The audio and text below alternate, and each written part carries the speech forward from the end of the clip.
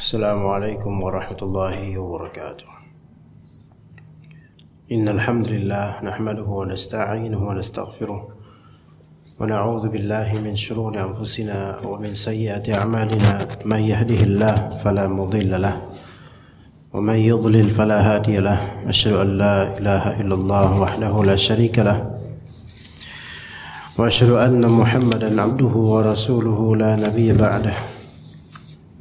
قال الله تعالى في كتابه يا أيها الذين آمنوا اتقوا الله حق تقاته ولا تموتن إلا وأنتم مسلمون يا أيها الناس اتقوا ربكم الذي خلقكم من نفس واحدة وخلق منها زوجها وبث منهما رجالا كثيرا ونساء واتقوا الله الذي تساءلون به والأرحام إن الله كان عليكم رقيبا يا أيها الذين آمنوا اتقوا الله وقولوا قولا سديدا يصلح لكم أعمالكم ويغفر لكم ذنوبكم ومن يطع الله ورسوله فقد فاز فوزا عظيما فإن أصدق الحديث كتاب الله وخير الهدي هدي محمد صلى الله عليه وسلم وشر الأمور محدثاتها وكل محدثة بدعة وكل بدعة ضلالة وكل ضلالة في النار. أما بعد. Umat sekalian yang dirahmati oleh Allah Azza wa Jalla, kita masih di pembahasan hak harta istri. Sudah satu sesi pada pekan lampau kita bahas dari kitab Stop KDRT ini tentang hak harta istri dan belum tuntas, bahkan sangat panjang pembahasan ini karena ada faedah-faedah dan juga hadis-hadis berkaitan dengannya. Bagi yang mungkin keluarga yang sehat, tidak mengalami kesulitan ekonomi dan mendapatkan pasangan yang alhamdulillah tidak berkasus dalam masalah hutang dan penunaian hak, tidak berkasus, itu mungkin menganggap pembahasan ini pembahasan yang simpel, ringan, selesai, sudah rampung dalam sekejap. Tapi kalau kita melihat di lapangan, atau mungkin bagi yang qadarullah Allah Ta'ala takdirkan pasangan yang bermasalah dari segi ekonomi dan juga penunaian hak, atau mungkin diri yang bermasalah sekarang, maka pembahasan ini sejatinya perlu diulang-ulang, bahkan bukan hanya sekali, perlu diulang-ulang. Karena kenyataan di lapangan menceritakan apa? Menceritakan banyaknya makar, kecurangan, tidak menunaikan hak atau mengkhianati hak pasangannya dari segi ekonomi. Itu banyak terjadi. Berkaitan pula dengan warisan, juga banyak terjadi pada pasangan yang mana istri yang memiliki kekayaan dan suaminya mengeruk atau menyedot kekayaan istrinya, sementara istrinya polos orangnya. Dan dari awal memang tidak begitu mempermasalahkan, tetapi walaupun istri tidak mempermasalahkan suami yang mengeruk hartanya, ini sebenarnya tidak mengamalkan hadis Nabi sallallahu alaihi wasallam, unsur akhaka zaliman aw mazluma. Tolonglah saudaramu yang zalim dan yang dizalimi. Menolong orang yang dizalimi itu maklum, semua tahu, disyariatkan, bagus. Tapi menolong orang yang zalim, bagaimana? Apakah menolong kezalimannya? Bukan. Tapi menolong si zalim ini agar dia berhenti dari kezalimannya. Maka hendaknya seorang istri yang memiliki properti atau keuangan yang sangat baik, di atas normal manusia umumnya, kemudian dia mendapatkan suaminya memanfaatkan dan menzaliminya, artinya tidak memberikannya nafkah, malah justru menyedot dan mengeruk harta istrinya, maka hendaklah dia menolong suaminya itu agar tidak berbuat zalim, yaitu dengan berbuat zalim dengan cara itu, bukan membiarkan begitu saja, karena di akhirat nanti akan ditanya itu suami kenapa melakukan hal tersebut. Ya, sebagian dari suami di zaman sekarang ini banyak mulai bermunculan yang bermental lemah, terlebih mengetahui bahwasanya istrinya sudah kaya dari awal, maka ya udah kita manfaatkan aja. Maka ini tidak baik sebagai suami, ya, tidak memiliki izzah, konyol, dan juga tidak pantas menjadi seorang suami. Karena kata Allah Azza wa Jalla, "Rijal qawwamuna 'alan nisa bima faddala Allahu ba'dahum 'ala ba'd wa bima anfaqu min amwalihim." Yang membuat rijal itu rijal, yang membuat laki-laki itu laki-laki, yang mana laki-laki ini strata dalam pernikahannya itu qawwam, di atas perempuan, karena pemimpin keluarga. Itu apa sebabnya? Karena fadilah yang Allah berikan pada laki-laki ini berupa tongkat kepemimpinan dan juga nafkah. Maka kalau laki-laki tidak menafkahi, maka dia sepertinya kurang pantas untuk menjadi pria atau suami. Apalagi kalau sudah seperti itu dan malah justru mengeruk harta istrinya, maka ini sebenarnya makhluk apa seperti ini, ya? Tidak sesuai dengan ayat Allah dan syariat Allah Azza wa Jalla.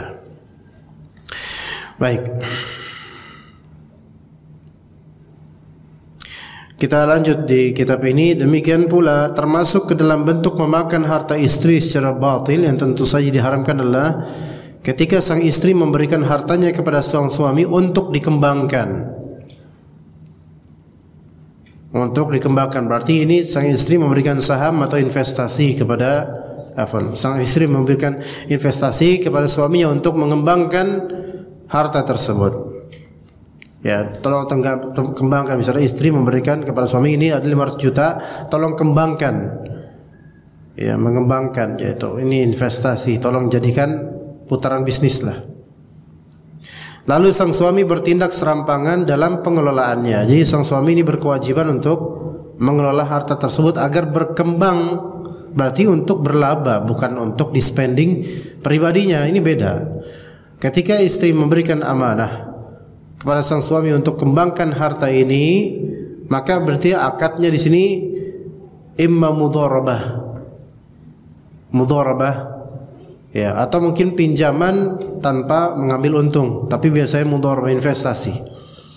Biarkan suami yang mengelolanya, ya. Atau di sini bukan mudharabah, melainkan yaitu menitipkan harta dan kemudian terjadi ijarah, yaitu penyewaan. Jadi suaminya dia sewa untuk dia gaji dengan syarat dia kelola harta tersebut dengan baik. Dan itu semua boleh.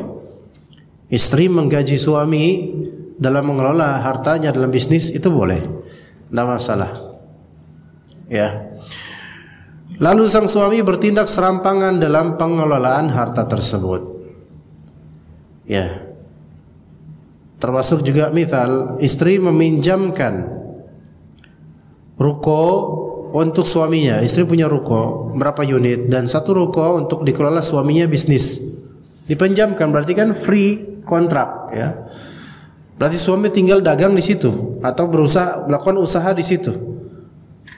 Dan ini Allah permudah gitu loh. Namun kemudian malah kontrakan tersebut dikotori, direnovasi tanpa izin istrinya, padahal itu harta istrinya, atau mungkin disewakan kembali tanpa diizinkan oleh istrinya, padahal istrinya itu mengkhususkan ini untuk suaminya. Jadi ini serampangan dalam pengelolaannya, dan ia dinyatakan harus bertanggung jawab atas harta tersebut baik menurut syariat maupun undang-undang. Namun suami ini malah melakukan kecurangan dan penipuan kepada siapa? Kepada istrinya. Atau melakukan pengingkaran atau bantahan dan tidak peduli kalau dirinya telah memakan harta dengan cara yang batil. Maka suami itu tidak boleh sembarangan memanfaatkan harta istri tanpa izin darinya, kecuali harta-harta yang mungkin sedikit, yang itu secara urf dan umum manusia tidak bermasalah, apalagi suami istri. Contoh, memakai celak istri misalnya. Ya, istri punya celak kemudian dipakai sama suaminya. Ya, ini nggak mungkin kemudian istrinya ketika suami pakai celaknya ke gap gitu, ketahuan. Loh mas, kok kamu pakai celak aku gitu? Ini kan celak Arab, mahal harganya gitu. Nggak apa-apalah, sedikit doang ini. Nggak boleh, zalim kata istrinya. Nah ini biasanya nggak seperti ini kan, celak. Kecuali kalau misalnya pakai lipstik, nah itu baru mungkin istri bakal protes, kenapa pakai lipstik? Ini karena apa? Karena tasyabbuh bin nisa. Kalau celak itu laki-laki disunahkan. Laki-laki disunahkan untuk bercelak. Ya, ini pemahaman salah orang Indonesia yang mengatakan bahwasanya yang bercelak itu cuma perempuan, laki-laki itu jangan bercelak. Justru laki-laki itu lebih disunahkan untuk bercelak. Bukan untuk mempercantik diri atau gimana, tapi celak itu bukan mempercantik. Dia untuk mempertajam pandangan mata dan juga memperbaiki juga area sekitar mata. Ya. Allah Ta'ala berfirman, la ta'kulu amwalakum bainakum bil batil illa an takuna tijaratan an taradhim minkum. Janganlah kalian saling memakan harta sesama kalian dengan jalan yang batil, kecuali dengan jalan perniagaan yang berlaku dengan atas dasar suka sama suka di antara kalian. Jadi haram memakan harta orang lain secara batil. Dan dari Abdullah bin Mas'ud radhiyallahu anhu yang menyebutkan Rasulullah SAW bersabda, "Man ghasyana falaysa minna, wal makru wal khida'u finnar." Ini suara bisa keluar enggak jemaah? Suruh bapak-bapak yang jadi panitia suruh masuk. Tolong suruh anak yang suruh masuk. Bapak suruh masuk, jangan ngobrol kayak gitu. Masa kaji ini buat bapak-bapak seharusnya. Yang jaga parkiran satu aja. Biarin walaupun sudah tua harus tetap masuk. Ini ilmu syar'i, enggak kenal tua muda. Bahkan semakin kita berusia itu harus semakin takut pada Allah dan harus punya ilmu syar'i. Ya, jadi anak enggak mau kalau misalnya panitia malah ngobrol, satu aja yang jagain motor atau mobil. Insyaallah cukup. Dan dari Abdullah bin Mas'ud radhiyallahu anhu ia menyebutkan Rasulullah SAW bersabda, "Man ghasyana falaysa minna, wal makru wal khida'u finnar." Barang siapa bersikap curang kepada kami maka ia bukan golongan kami. Jadi ghish itu curang, dan curang itu banyak sekali modelnya. Masuk ke dalam curang, nyontek pas kajian, nyontek pas ujian, itu ghish. Ya, dan itu berbahaya loh. Hati-hati, nyontek saat ujian itu berbahaya. Kalau tidak taubat, maka ijazahnya itu sebenarnya haram. Artinya haram di sini, ijazahnya itu tidak pantas didapatkan. Dan kemudian ketika dia mencari kerja dari ijazah dengan berdasarkan atau bermodalkan ijazah yang tidak sah secara syar'i ini, maka penghasilannya minimal syubhat atau haram. Ya. Coba kita ingat dulu kita nyontek apa enggak pas sekolah, nah kan? Atau pas kuliah. Nyontek atau enggak? Atau ngasih dosen telur ceplok kemudian akhirnya dapat nilai tinggi atau hal-hal lain. Maka kalau itu yang terjadi, ghish yaitu kecurangan, maka ijazah tersebut tidak sah, tidak halal secara syariatnya, adapun secara undang-undang sah, tapi secara syar'i tidak sah. Maka kalau misalnya mengambil atau mencari pekerjaan dari ijazah yang tidak sah secara syar'i itu, maka harta dari penghasilannya itu syubhat atau haram. Kecuali kalau dia bertaubat kepada Allah Azza wa Jalla dari itu semua, maka semoga Allah Subhanahu wa taala maafkan. Tapi kalau dia belum bertaubat, tidak merasa menyesal, ya maka itu tidak boleh. Ya, apalagi kalau misalnya kalau tadi curang karena nyontek, ya itu masih lebih ringan. Tapi kalau misalnya memang dia nyogok, maka ini jelas haram. Kalau misalnya dia nyogok untuk mendapatkannya, ini jelas haram. dan penghasilan dari itu tidak berkah karena ini ada khida', ada penipuan. Ada sebagian kampus, Anda pernah dulu di Libya, ikhwan. Di Libya, alhamdulillah lulus 7 tahun di Libya dari i'dad. Nah, ditawarilah oleh sebagian dosen untuk ayo yang misalkan i'dad kan lama, i'dad 2 tahun, takmil setahun, syariah 4 tahun, kan 7 tahun. Kuliah cuma dapat S1, gelar LC. Itu pun LC sekarang udah gelar yang cukup murah ya, nggak begitu spesial lagi, nggak kayak dulu. Itu pun 7 tahun. Pengen dapat S1 lah cepet-cepet. Akhirnya direkomendasikan ke salah satu kampus ya di suatu daerah lah. Kita tidak bisa sebutkan ya. Kampus yang mana ketika itu banyak anak Libya kuliah di situ. Teman-teman juga banyak kuliah di situ. Dan Ana termasuk tadi kuliah di situ. Berapa tahun kuliah di situ? 1 tahun. 1 tahun. Kapan dapat ijazah? Disesuaikan dengan kapan dia lulus SMA. Kapan dia lulus SMA. Maka 4 tahun setelah itu bakal dapat ijazah. Kalau misalnya dia dalam waktu 4 tahun, tahun keempat dia kuliah, maka dia langsung dapat ijazah tahun itu juga. Dan anak seperti itu. Anak waktu itu kuliah di sana juga, dan itu kuliah abal-abal gitu. Artinya udah kuliah cuma hari Sabtu atau Minggu ya, Sabtu kalau nggak salah, dari jam 9 sampai siang, sekitar itulah. Dan itu dosennya juga kadang-kadang masuk, kadang enggak. Dan masuk pun dosen itu enggak menawarkan ilmu, melainkan ya formalitas aja. Enggak masuk tiap pekan pun tetap nggak apa-apa, nggak masalah. Yang penting apa? Bayar yang penting.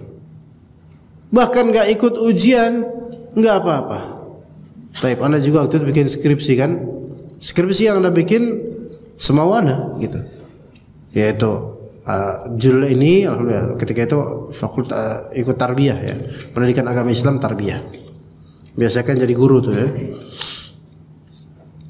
Maka Anda pun bikin skripsi ya.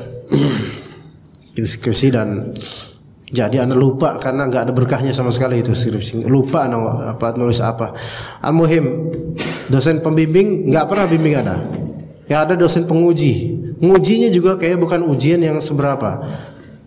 Cuman berapa menit doang. Formalitas. Nanti dapat ijazah. Dan Anda udah bayar lunas itu. Semuanya itu. Udah bayar lunas, tinggal ikut wisudaan. Akhirnya Anda nggak ikut wisuda. Setelah itu Allah berikan hidayah, Anda nggak ikut wisuda. Dan Anda nggak ikut pembagian ijazah atau gelar, tidak ikut sama sekali. Jadi kalau misalnya mau berikan ijazah gelar Anda apa? SAG masuknya. Ya coba Hasan Al-Jaizi LC SAG kan ada SKG-nya, jadi LC murah banget kelihatannya. Jadi ada LC aja. LC pun Anda sebenarnya nggak mau di LC-in. Ya. Karena baik ijazah kampus tersebut tidak Anda ambil. Itu tahun 2009. Sementara beberapa teman sudah diambil, bahkan sampai ada yang kemudian lanjut ke MA. Bahkan ada sekarang sedang menjadi proses doktoral. Tapi kenapa tidak kita ambil? Anak kita kan yang rata-rata yang lulus dari situ rata-rata tidak ada di dai sunnah rata-rata. Nggak ada dengan ijazah itu. Nggak berkah karena sebenarnya secara undang-undang itu sebenarnya abal-abal. Ijazahnya mungkin oke lah dengan dari kampus itu menyogok ke pemerintahan atau bagaimana supaya bisa melegalkannya dengan caranya. Memang ada orang besarnya di situ. Namun itu tidak berkah. Maka tidak Anda ambil walaupun sudah bayar, itu urusan mereka dengan Allah dah. Begitu. Maka hati-hati dengan makar atau dengan khida', penipuan. Ketika misal Anda bertitel SAG dan ternyata dengan cara seperti itu Anda mendapatkan sarjana dan kelulusan, maka ini penipuan. Anda jarang masuk. Skripsi itu semaunya sendiri. Ujian pun Anda nggak ikut. Pernah mungkin ikut atau Anda lupa. Nggak ada artinya sama sekali. Memang keilmuan insya Allah ada, karena dari Libya jauh lebih tinggi ilmu dibandingkan kampus ini. Tetapi enggak, Islam itu perfeksionis. Bukan hanya hasil yang diinginkan baik, tetapi prosesnya juga harus syar'i dan baik. Maka ditinggalkan itu, walaupun sudah habis berapa juta nggak masalah. Yang penting Anda tidak mengambil ijazah itu dan tidak mencari kerja dengan ijazah itu. Maka hati-hati dengan ghish. Begitu juga dengan suami terhadap istri, hati-hati dengan penipuan, menipu istri sendiri atau sebaliknya menipu suami sendiri. Bentuk lainnya dari memakan harta istri adalah dengan cara yang batil adalah berhutang dan meminjam hartanya dalam tempo tertentu, lalu saat keduanya tiba-tiba berselisih atau bertengkar, suami malah menampik dan mengingkari utang atau pinjamannya dulu. Dan ini bisa terjadi ketika sudah mulai menuju ambang perceraian. Atau tengkarlah minimal walaupun belum mencerai. Maka istri kemudian mengungkit bahwa kamu tuh emas punya hutang sama saya sekian juta. Emas menepik, enggak, bohong kamu. Sampai ngomong ke orang tuanya, ini mas punya hutang bu, ini mana bohong, ya, menampik. Bahkan sampai ke pengadilan, ke hakim bilang suami saya punya hutang sama saya, mana bohong, enggak ada buktinya. Bukti duniawi memang enggak kelihatan, tapi catatan amal itu tetap ada. Maka barang siapa yang berusaha kabur dari hutang, maka hutang akan mengejarnya di akhirat dan itu jauh lebih berat daripada urusan dunia. Maka hati-hati dengan hutang walaupun kepada istri. Seenggaknya walaupun dia tahu dia berhutang, jangan menampik hutang itu dan katakan pada istri kalau memang belum bisa bayar, katakan. Kalau bisa bayar, mudah-mudahan bisa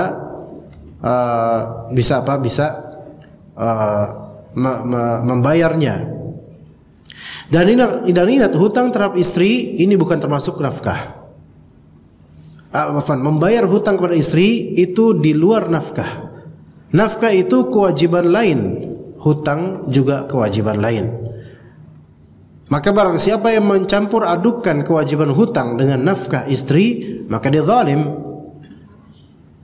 Ya, dia zalim. Misal istrinya menghutangi suaminya, suami butuh dana untuk modal dagang atau untuk modal kerja misal. Berapa? 5 juta. Tayyib. Cicil ya 500 per bulan iya. Bulan depan dia bayar 500. Biasanya di bulan-bulan biasa dia menafkahi istrinya sebulan misal 2,5 juta. Bulan depan dia pun membiayai menafkahi istrinya 2,5 juta bulan ini dan 500 dari 2,5 juta itu adalah bayar hutang. Maka ini enggak boleh. Faham di sini insyaallah. Maka enggak boleh. Dia harus sesuai dengan format yang berlaku di kebiasaan dia. Enggak boleh kecuali kalau misal istrinya meridhai itu. Loh kok 2,5 500-nya hutang sih, Mas? Ya enggak apa-apa ya, saya belum mampu lebih dari itu.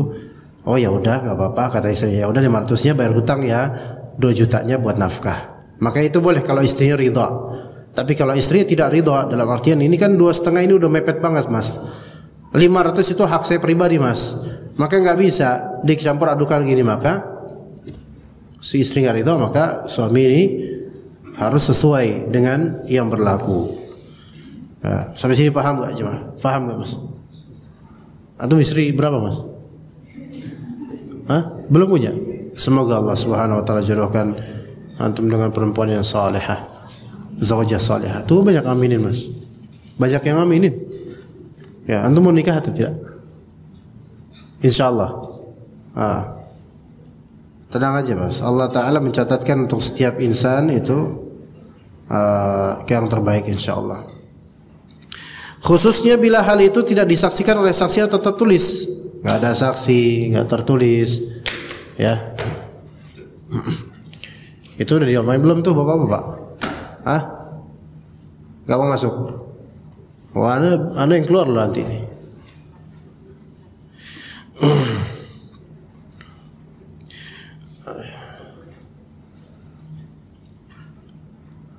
Ada berapa bapak-bapak di luar? 5. Berapa?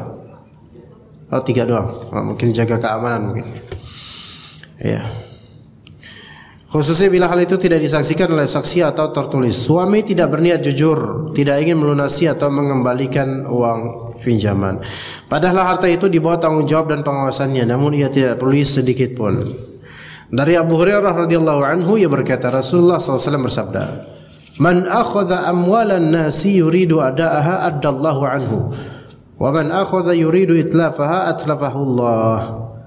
Barang siapa meminjam harta orang lain, termasuk harta istri, meminjam harta orang lain dengan niatan suatu saat akan mengembalikannya, maka Allah akan melunasinya untuknya. Tuh lihat di sini, niatan itu berpengaruh terhadap bayar hutang.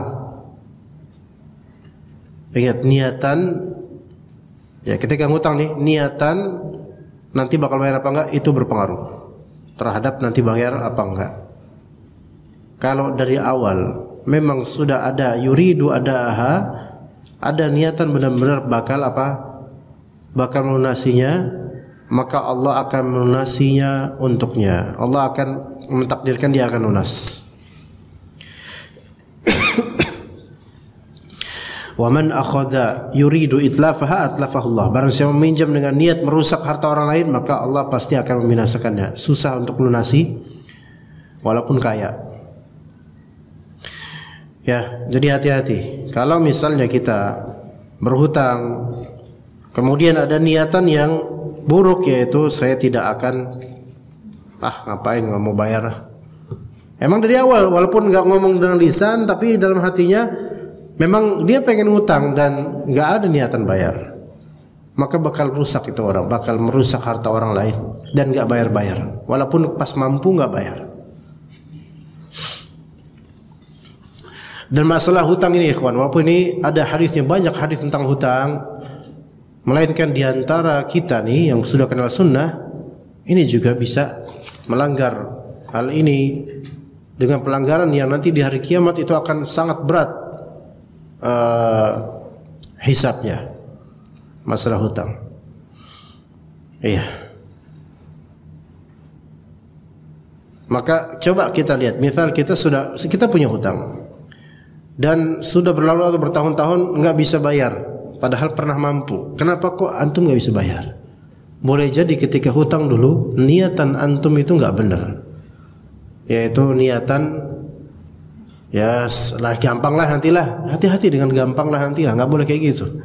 Orang kalau misalnya berhutang, nggak boleh dia mengatakan gampang lah nanti juga saya bayar, nggak boleh bilang gitu karena dia tidak tahu. Jangan menggampangkan masalah bayar hutang. Ketika seseorang diuji kefakiran, kemiskinan, dia nggak bisa bayar hutang dan itu akan memberatkan hatinya dan akhiratnya nanti. Seperti hutang atau kredit rumah, itu kan banyak orang menggampangkan karena merasa nyaman, merasa aman bahwa saya udah punya gaji rutin, udah punya kerja tetap. Anda kerja tetap, belum tentu tahun depan Anda nggak dipecat atau di PHK atau resign misalnya. Ini ada beberapa murid Anda seperti ini, ikhwan. Pasangan muda-mudi masih muda, paling nggak belum sampai usia 30 tahun, belum mencita-citakan pengen punya rumah. Akhirnya kredit. Ya, kredit apa? Kredit syar'i katanya. Ya, akhi. Kredit syar'i itu istilah yang enggak benar sebenarnya. Karena apa? Asalnya kredit itu makruh dan kadang menjadi haram. Asalnya itu, kecuali kepepet. Dan punya rumah, status punya rumah bukan sesuatu yang kepepet, bukan. Maka istilah kredit syar'i, pinjaman syar'i, gantilah dengan istilah lain. Misal kredit tanpa riba, pinjaman no riba, itu lebih afdol. Karena kalau dinisbatkan kredit syar'i, kredit sunnah, nggak ada sunnahnya untuk kredit. Sejak kapan kredit sunnah? Sejak kapan kita disyariatkan untuk minjem duit atau minjem harta? Kecuali kalau terjepit dan darurat. Ya. Maka sebagian dari ikhwan, atau sebenarnya bukan sebagian ya, banyak dari manusia sekarang, demi menghindari status ngontrak, maka dia kredit dengan alasan daripada uang buat kontrakan habis nanti tiap tahun habis terus sekian puluh juta habis, mendingan kan kita habiskan 90 juta untuk nanti jadi rumah beneran punya kita, dan memang udah punya kita. Ada mindset seperti itu, seolah-olah benar. Padahal kita itu tidak tahu kapan kita akan wafat. Wafat meninggalkan apa? Kredit. Nauzubillah min dzalik. Kalau kredit panci nggak masalah. Ya bisa lah bayar 50.000, 100.000. Lah ini bayarnya berapa? Puluhan juta sisanya. Bisa aja ratusan juta tergantung tipe rumahnya. Sisanya. Siapa yang menanggung beban? Istri dan anak. Dan mungkin keluarga besar yang belum tentu akan dibayar oleh mereka. Bisa jadi rumah itu akan dijual atau nggak ada yang mengurus dan semisalnya. Wallahu a'lam. Kalau nggak dibayar urusannya gimana? Akhirat. Itu yang kredit yang no riba. Yang ribawi ya lebih berat lagi urusannya.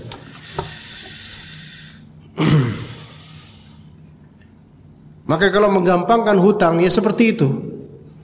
Sampai ada di antara murid saya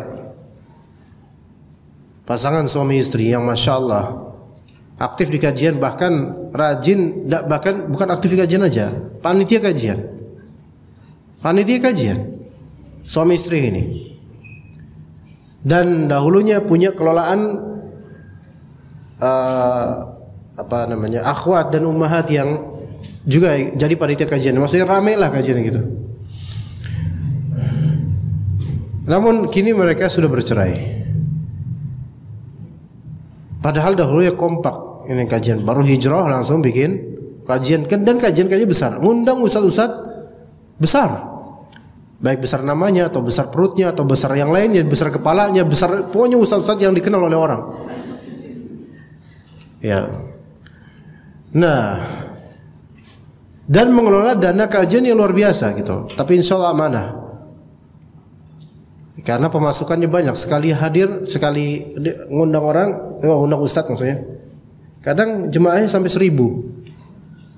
1.000 nggak kayak di sini, belum cuma dihitung sama jari aja, jari lebih banyak daripada antum. Iya, masya Allah. Nggak tahu kalau umat berapa, mungkin banyak insya Allah. Ya bukan masalah banyak gaknya ya, insya Allah yang penting ikhlas atau enggaknya, sesuai sunnah atau tidak. Masalah banyak atau enggak itu kan urusan Allah Azza wa Jalla. Ya. Taib, itu bisa sampai 1.000 orang kadang-kadang. Dan Anda juga berapa kali ngisi di sana, sampai 1.000 orang. Dan yang hadir rata-rata muhajirin, bukan ansar. Siapa muhajirin? Orang yang hijrah, maksudnya orang-orang baru hijrah. Ya. Banyak, masya Allah. Qadarullah kemudian satu ketika Anda mendengar dia cerai mereka ini. Dan sebelumnya betul-betul kebingungan mereka ketika apa? Ketika sudah sekian bulan tidak bisa bayar kredit rumah. Loh, kok nggak bisa bayar? Bukannya masnya ini apa? Kerja ya? Iya kerja, tapi sudah di PHK kalau nggak salah atau gimana. Dan sekarang lagi serabutan nyari kerjaan. Sekian bulan belum bayar kontrakan, selalu ditagih, ditelepon, jadi trauma itu. Baik istrinya maupun suaminya. Memang sih kredit no riba. Tapi antum ketika setiap pekan, hampir setiap hari, kemudian ditelepon, di SMS, di WhatsApp, tagihan-tagihan, pening kepala. Nggak punya uang. Inilah ketika merasa di awal-awal dulu kredit rumah, merasa apa? Kan Mas udah punya gaji tetap. Kita kan udah bisa ngelola kajian besar. Sekarang lihat, mereka udah berpisah, bercerai-berai. Saya ini menyalahkan ini, lihat tuh sekarang. Sekarang terus siapa yang mau bayar rumah itu? Saya. Enak aja. Saya nggak ada urusan. Dan itu pun ngutang sama saya. Dan nggak ada omongan sampai sekarang, nggak ada omongan. Wallahi nggak ada omongan berbulan-bulan setelah ngutang berapa sekian banyak. Ini bukan masalah oke lah, mudah-mudahan ngutang bisa dimaafkan untuk mereka karena lagi kesulitan. Tapi ini pelajaran buat siapapun dari kita. Yang sekarang kalau udah terlanjur basah kredit, ya khalas tunaikan. Tapi hati-hati, itu yang tadi kita waspadai, hati-hati. Anda tidak bisa menjamin kehidupan Anda ke depannya. Bisa jadi wafat duluan, atau cerai, atau jatuh miskin dan lainnya. Siapa yang bayar nanti? Ya.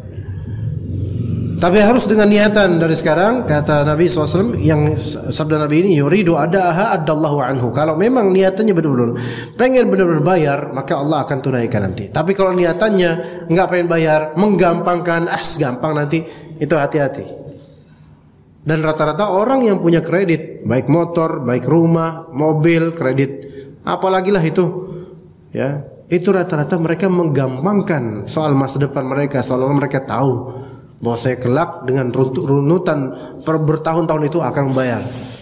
Bertahun-tahun loh berhutang. Dengan apa? Melihat apa? Yang dilihat adalah orang-orang yang berhasil melunasi kreditnya untuk rumah. Itu yang dilihat. Padahal kasus yang berhasil itu lebih banyak. Kasus yang keteteran itu lebih banyak, ikhwan. Maka hati-hati.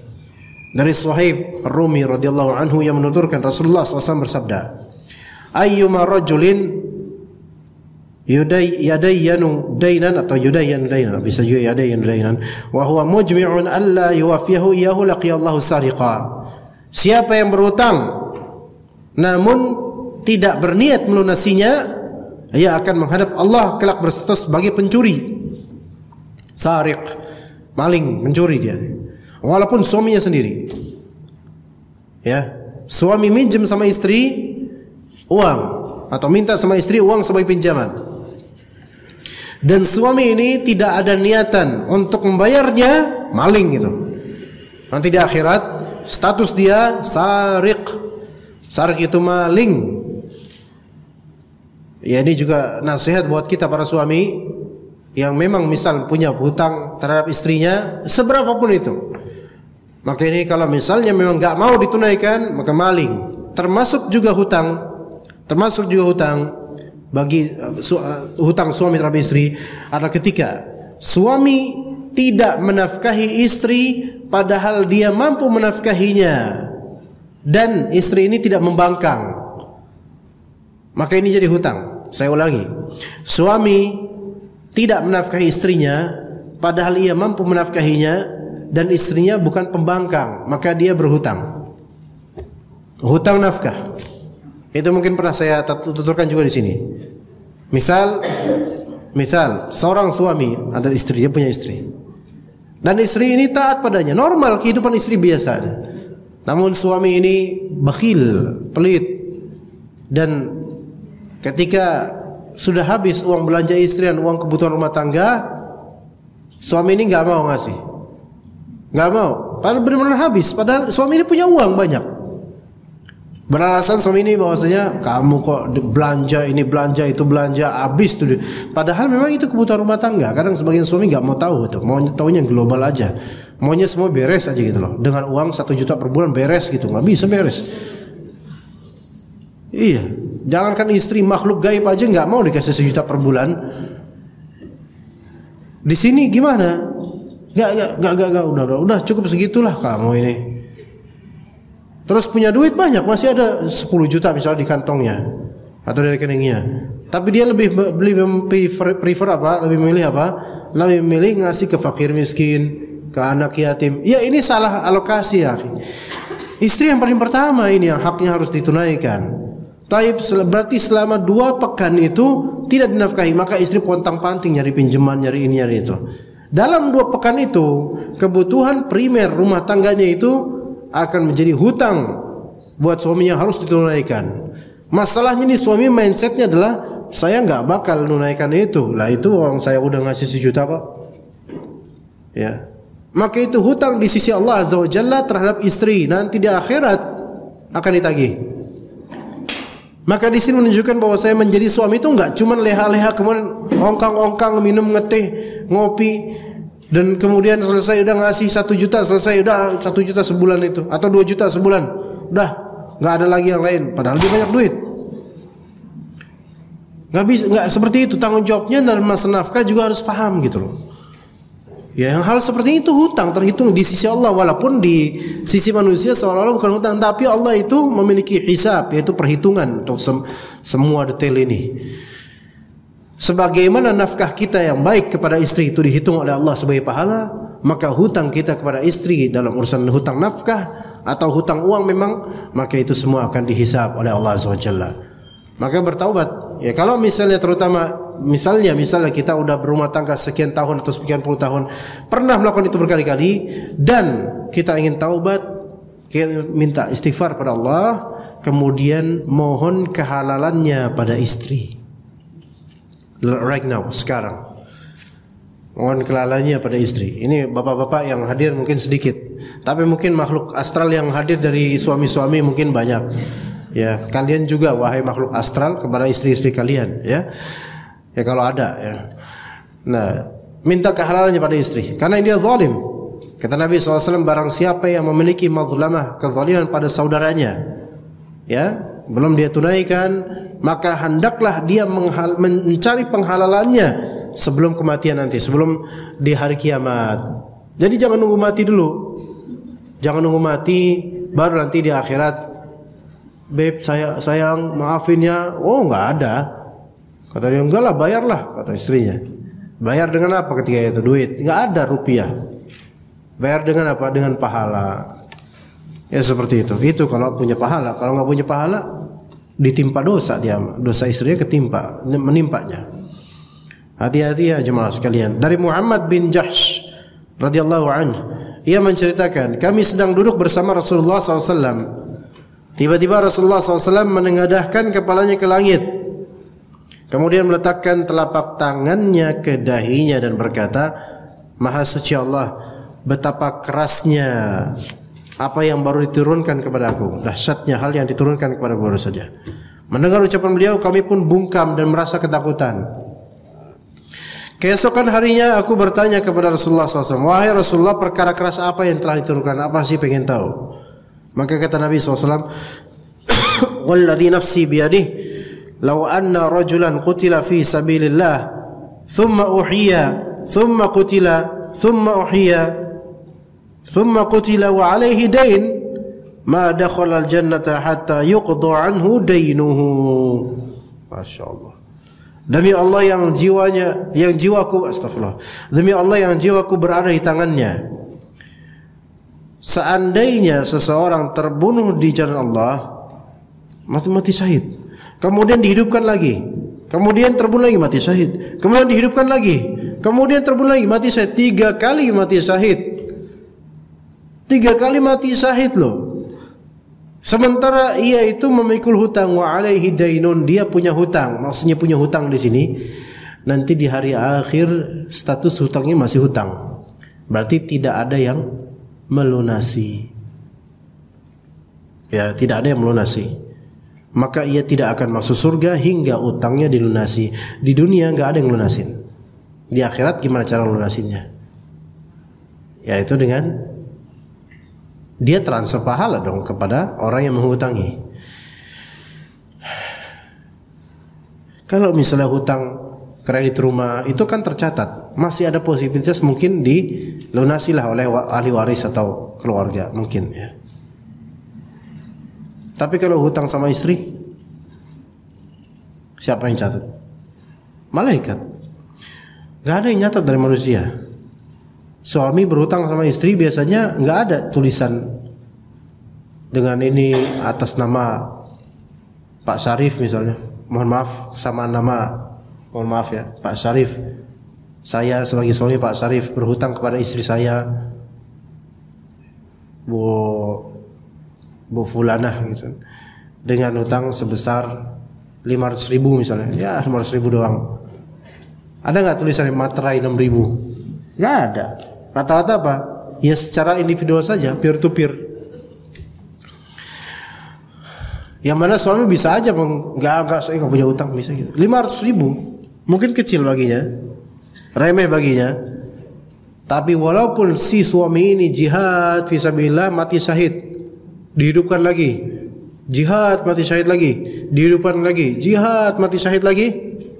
Kalau dia punya utang 500.000 sama istrinya, dan istri nggak ridha, setelah wafatnya istri nggak ridha, biarin mati syahid, tetap kamu punya hutang nggak? Padahal ya istri juga kayaknya kesal juga sih sama suaminya. 500.000 doang padahal. Awas, lihat aja di akhirat.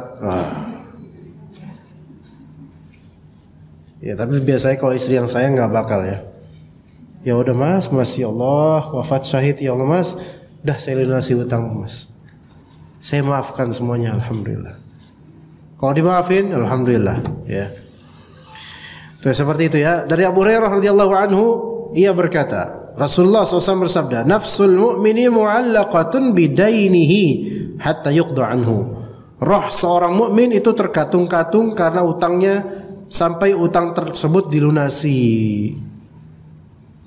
Rohnya mukmin terkatung-katung. Ya. Jadi gantung gitu, nggak jelas, terkatung-katung gara-gara hutangnya, walaupun dia mukmin. Makanya kita itu nggak bisa kita cuma ngaji tauhid, ngaji akidah, tapi soal hutang nggak takut gitu loh. Berarti akidahnya kurang nih. Nah, terkatung-katung karena utangnya, sampai utang itu dilunasi. Dan terkatung-katung di sini di mana? Di alam barzakh, atau juga bisa di akhirat kalau emang nggak dilunasin. Di akhirat terkatung-katung juga. Tapi ini hadis ini jangan difahami terkatung-katung ini gentayangan, karena sebagian orang memahaminya gitu. Dan memang banyak pemahaman seperti itu, ikhwan. Ya, kalau si mayit punya hutang banyak, gentayangan. Atau si mayit ini dizalimin sama orang, gentayangan. Atau si mayit ini kecelakaan, gentayangan di area lokasi. Kesian banget ya, gentayangan dia. Dan ini di khurafat seperti ini banyak tersebar, terutama di desa, bahkan di kota pun masih. Terutama di daerah perlintasan kereta itu. Ya, ntar abis gentayangan kapan-kapan jadi setan budak. Nah, ada setan budak tuh. Biasanya setan budak itu ya kalau di raya perlintasan motor, mobil atau orang lewat itu khurafatnya adalah di sini hati-hati, ada setan budak. Ya. Kasihan banget tuh setan dibilang budak. Ya padahal setannya mungkin goda orang, tapi itu khurafat. Dan cerita-cerita seperti itu terjadi. Dan hadis ini, kalau ada orang awam mungkin membaca hadis ini seolah-olah membenarkan bahwasanya adanya gentayangan karena jiwanya terkatung-katung gitu loh. Kan gentayangan itu kan biasanya difahami bahwasanya jiwa orang ini terkatung-katung, kayak ada yang belum dituntaskan gitu loh. Contoh, di salah satu stasiun Manggarai Jakarta Pusat bukan ya? Manggarai Jakarta mana Pak? Pusat ya?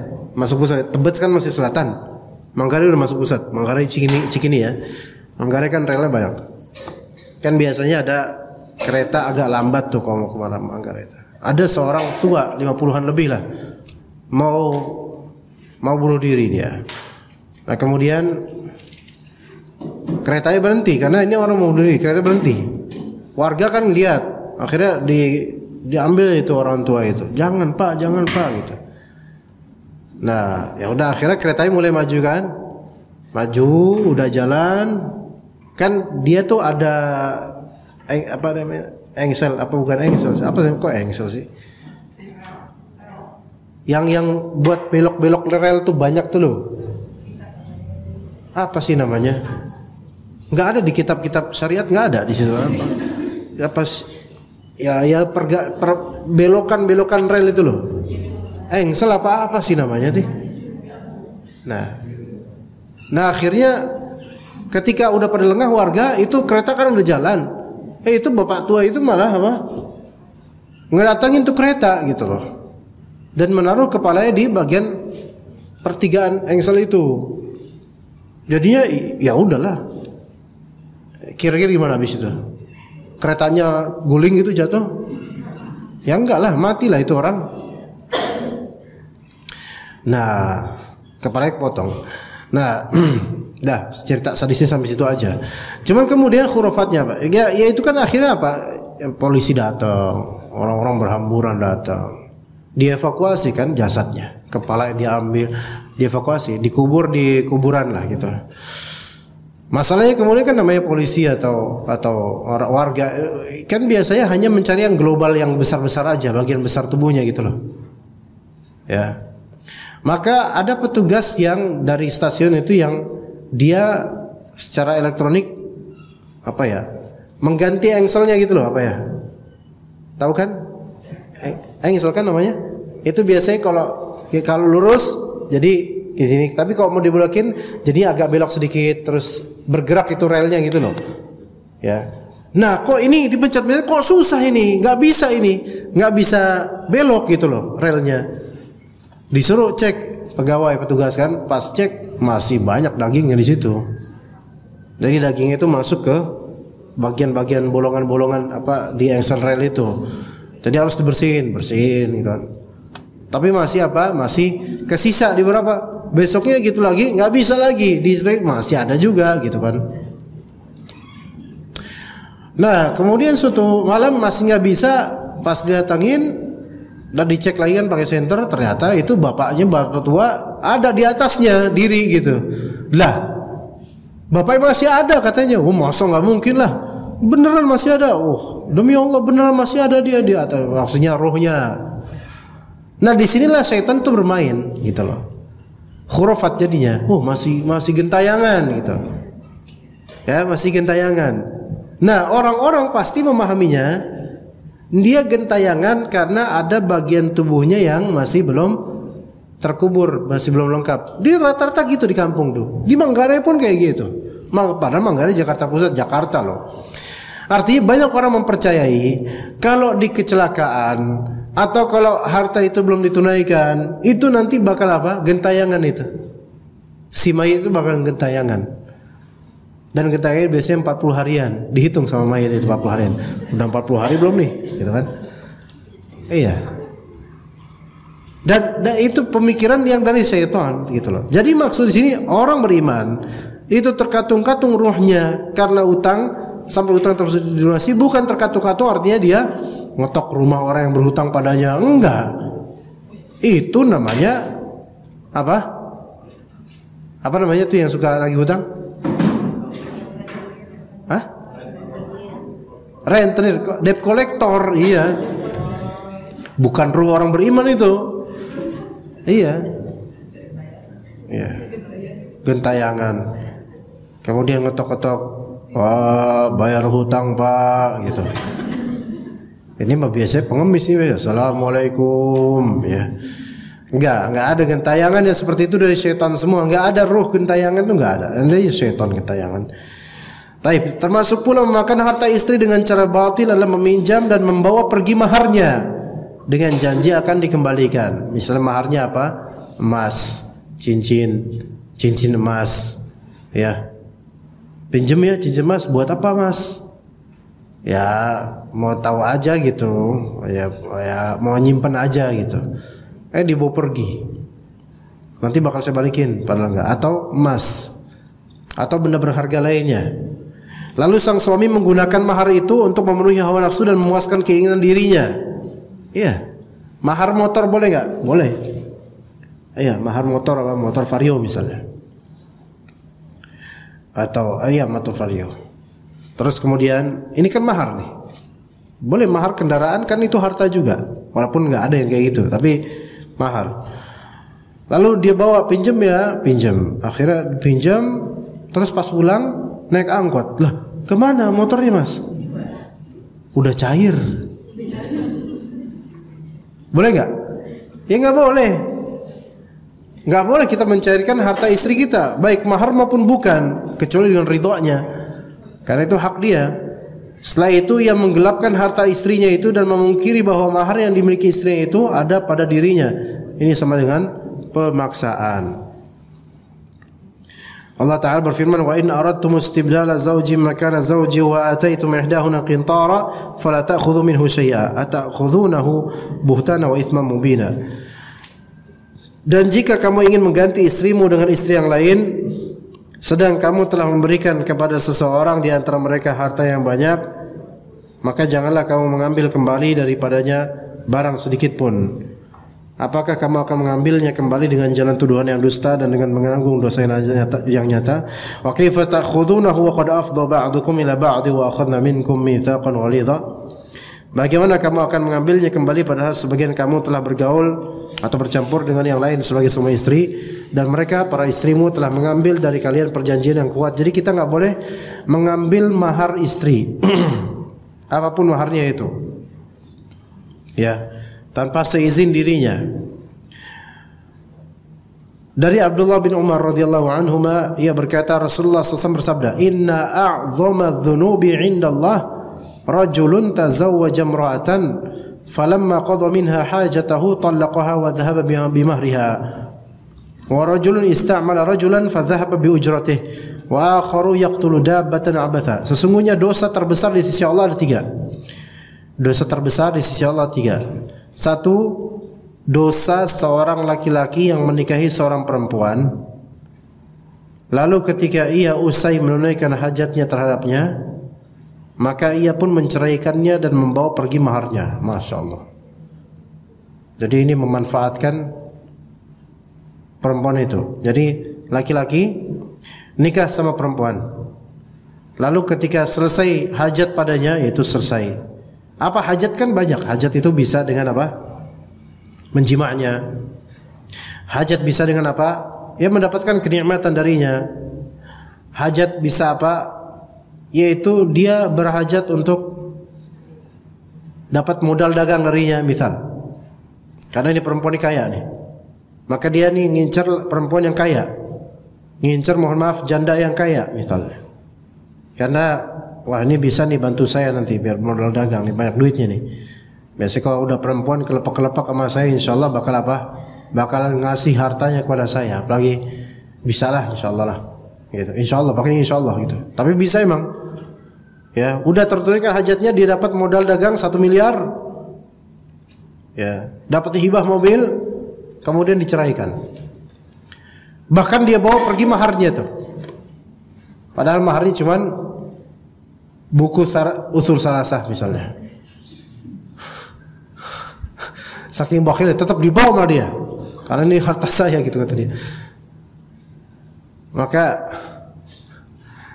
ini laki-laki ini nyari masalah di akhirat ini. Ya. Hajatnya bisa aja jima. Misal dia jima. Udah selesai, udah enak dah selesai. Habis itu aduh, malas sama dia. Udah saya ceraikan kamu.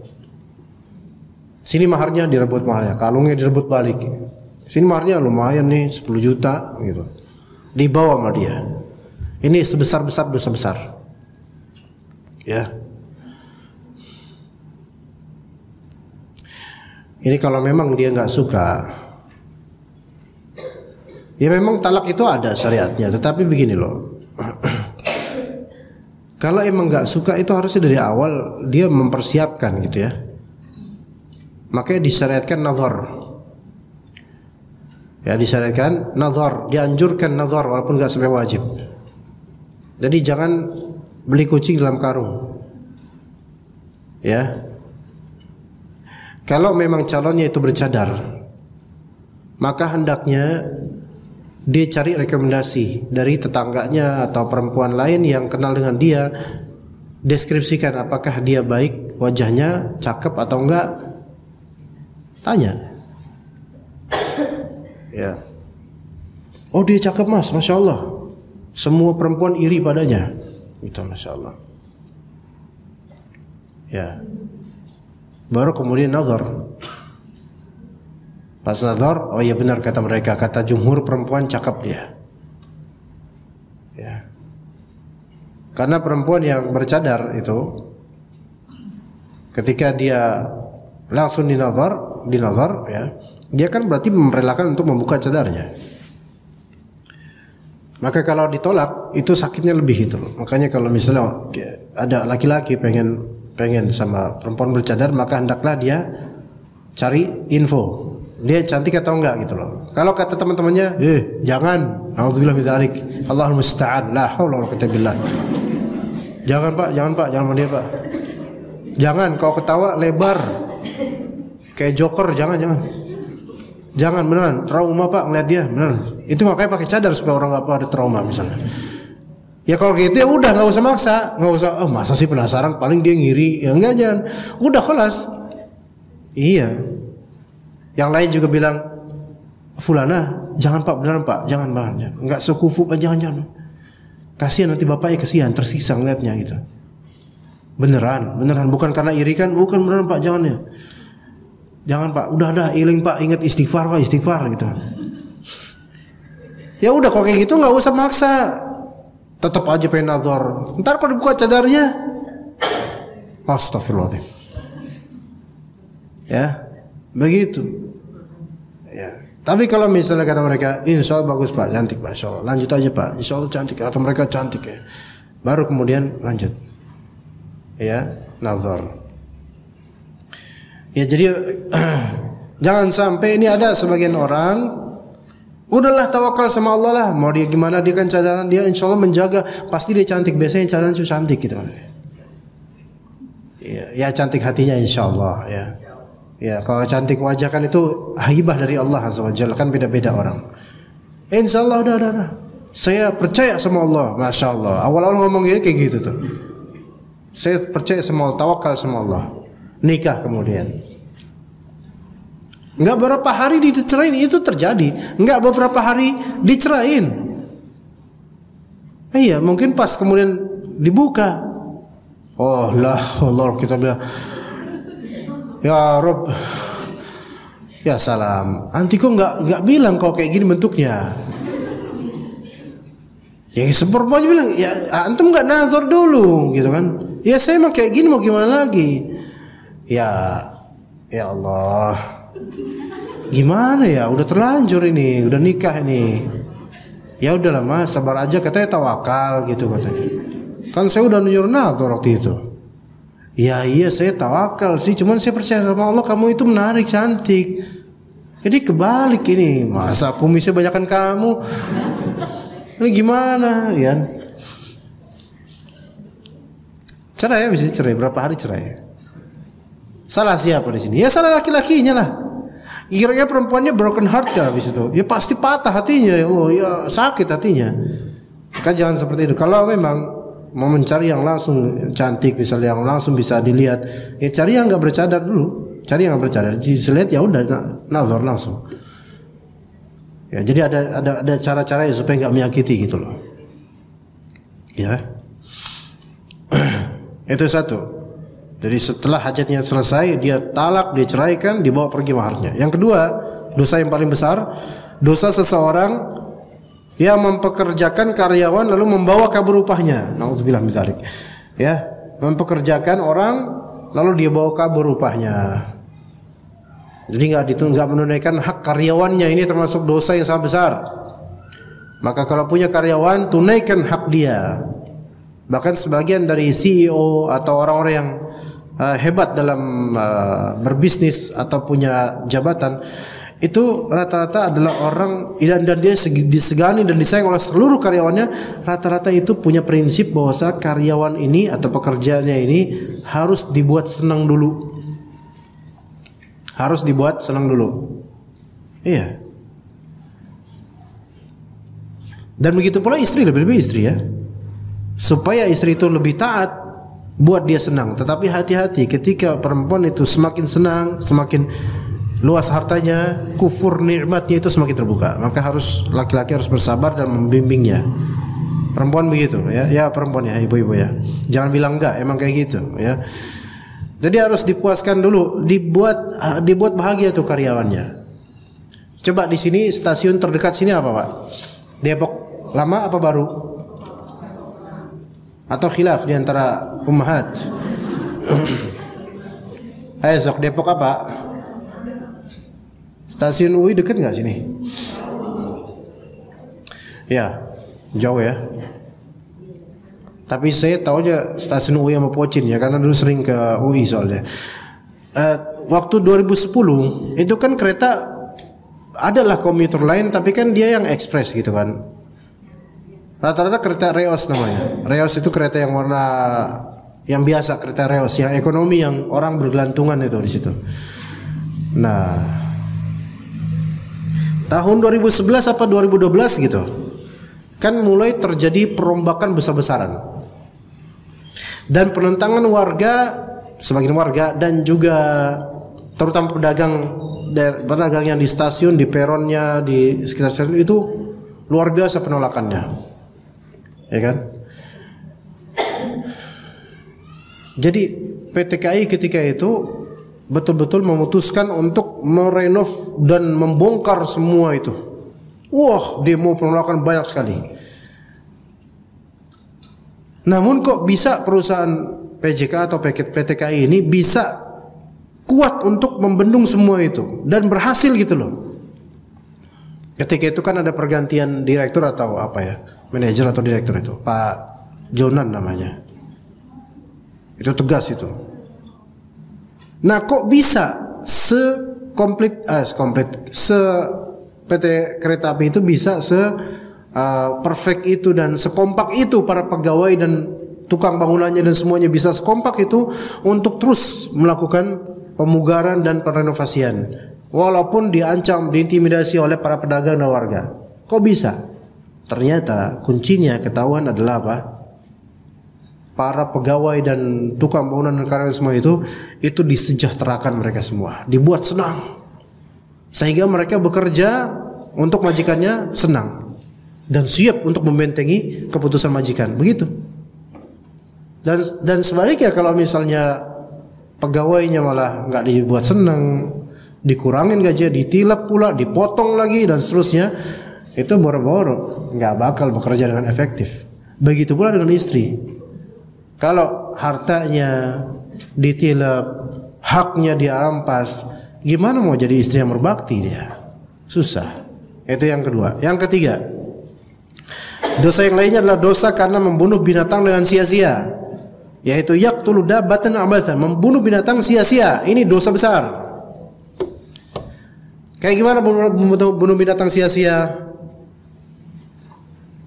Membunuh binatang untuk eksperimen belaka, untuk ketawaan belaka, maka ini sia-sia. Eksperimen belaka bukan untuk keilmuan atau hal yang bermanfaat. Apa di antara contohnya apa ya, ikhwan? Di antara contohnya. Apa hukumnya membunuh kodok? Hukum asal membunuh kodok haram. Kata Nabi SAW itu. Nabi SAW melarang membunuh difda, kodok, karena suaranya adalah tasbih. Namun kalau misalnya membunuh kodok untuk jadi pancingan ikan, maka boleh, selama ikan tersebut dipancing memang untuk dimakan. Kalau dipancing supaya cuman untuk seru-seruan aja, nggak boleh kodok itu dijadikan umpan. Cacing juga nggak boleh dijadikan umpan. Nah, ya gitu. Kan ada mancing-mancing yang YouTuber yang mancing-mancing itu seru-seruan aja gitu loh. Yuk, nanti juga bakal dibalikin ikannya gitu. Pakai cacing, ditusukkan cacingnya kan, wah di kailnya tuh, ketemu ikan apa gitu. Nih guys, ikan ini guys gitu. Dibalikin lagi. Ini nggak boleh seperti itu, karena menyiksa apa? Menyiksa umpannya. Baik kodok juga lebih nggak boleh lagi. Terus boleh pakai apa? Nggak tahu saya bukan pemancing. Biasanya orang mancing pakai apa sih? Pelet tuh. Ya pakai apalah gitu ya. Pakai apa, permen karet atau apa gitu kan. Ya. Jadi kalau untuk main-main haram. Tapi kalau misalnya untuk hal yang memang bermanfaat seperti buat makan dia, itu nggak masalah. Nggak masalah insyaallah. Membunuh binatang dengan sia-sia, main-main, itu termasuk dosa besar. Dari Maimun Al-Qurdi dari ayahnya, jika ada pertanyaan dipersilakan ibu-ibu ya. Ia menuturkan, aku mendengar Rasulullah SAW bersabda, ayyuma rajulin tazawwaja imra'atan ala ma qalla minal mahri aw kathura laysa fi nafsihi an yuaddiya ilaiha haqqaha khada'aha famata wa lam yuaddi ilaiha haqqaha laqiya Allah yaumal qiyamati wa huwa zanin. Siapa saja laki-laki yang menikahi perempuan dengan mahar yang sedikit maupun banyak, sementara dalam hatinya tidak ada keinginan untuk menunaikan hak istrinya itu, berarti ia telah menipunya. Jadi menikah mau maharnya banyak ya mau dikit ya, tapi dalam hatinya dia itu ada keinginan, nggak bakal saya tunaikan haknya, nggak bakal saya nafkahi, nanti saya bakal kabur. Berarti dia telah menipunya. Apabila ia mati sebelum menunaikan hak istrinya itu, maka ia akan menghadap Allah pada hari kiamat dengan status sebagai seorang pezina. Dan dia ini mati sebelum menunaikan hak istrinya itu. Berarti ini menunjukkan bahwasanya hadis ini riwayat Tabrani dan disahihkan oleh Albani rahimahullah. Ini menunjukkan bahwasanya nafkah yang tidak diberikan padahal mampu, itu adalah hutang. Ini udah pernah saya tekankan pada pekan lalu. Nafkah suami, nafkah terhadap istri yang sengaja tidak diberikan kepada istri padahal mampu, maka itu dikategorikan sebagai hutang. Ya. Termasuk memakan hak istri dengan cara batil adalah saat seorang istri memiliki pekerjaan dan memiliki penghasilan sendiri, lalu suami mengambilnya tanpa kerelaan istrinya serta menguasai tanpa keinginannya. Ini zalim. Ini memakan hak istri dengan cara batil. Istri punya pekerjaan, misalnya dagang online atau punya toko, punya penghasilan sendiri, lalu suami mengambilnya berapa persen atau gimana mengambilnya tanpa kerelaan istrinya. Istri nggak rela. Kalau istri rela ya udah silakan. Tapi bukan istri kalau misalnya membiasakan suami kayak gini, nanti jadi ngelunjak suaminya. Kerelaan tanpa kerelaan istrinya serta menguasai harta tersebut atau sebagiannya tanpa keinginan dari istri, ditilap duitnya itu. Ini perkaranya menjadi lebih besar dan dosanya juga menjadi lebih banyak ketika dalam akad pernikahan disebutkan syarat bahwa istri boleh bekerja dan saat itu suami tidak keberatan dan sepakat dengan syarat tersebut. Ya, di sini kalau misalnya dalam akad pernikahan ada syarat di situ, syaratnya syarat kamu boleh menikah sama aku boleh bekerja. Itu nggak boleh syarat-syarat seperti itu. Mungkin maksud beliau di sini bekerja di sini adalah yaitu bekerja di kantor-kantor, ya. Adapun bekerja kalau maksudnya bekerja dibedakan. Misal perempuan, si gadis ini bilang di antara syaratnya kamu boleh nikah sama aku yaitu aku diperbolehkan bekerja, maksudnya bekerja sebagaimana umumnya pekerjaan di kantor. Itu batil, nggak boleh.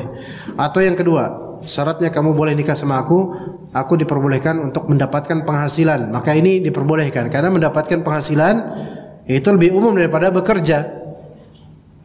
Ya. Kalau misalnya istri mendapatkan penghasilan misalnya dengan dagang online, berdagang apa, misalnya pernak-pernik atau dagang kain atau apa secara online, ini kan tinggal bungkus saja. Nanti kurir bisa datang juga ngebawa paket-paketnya. Ini gampang, ini nggak masalah. Nggak seperti kerja di kantor. Maka ini nggak masalah insyaallah. Syarat seperti ini nggak masalah karena tidak menurunkan haknya ya insyaallah.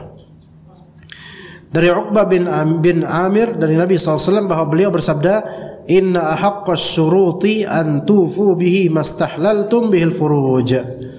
Sesungguhnya syarat yang paling berhak untuk kalian penuhi adalah syarat yang karenanya lah kalian memperoleh kehalalan atas kemaluan istri kalian atau syarat pernikahan. Syarat menjelang pernikahan, syarat untuk nikah itu kalau misalnya itu halal syaratnya, maka wajib ditunaikan. Ya.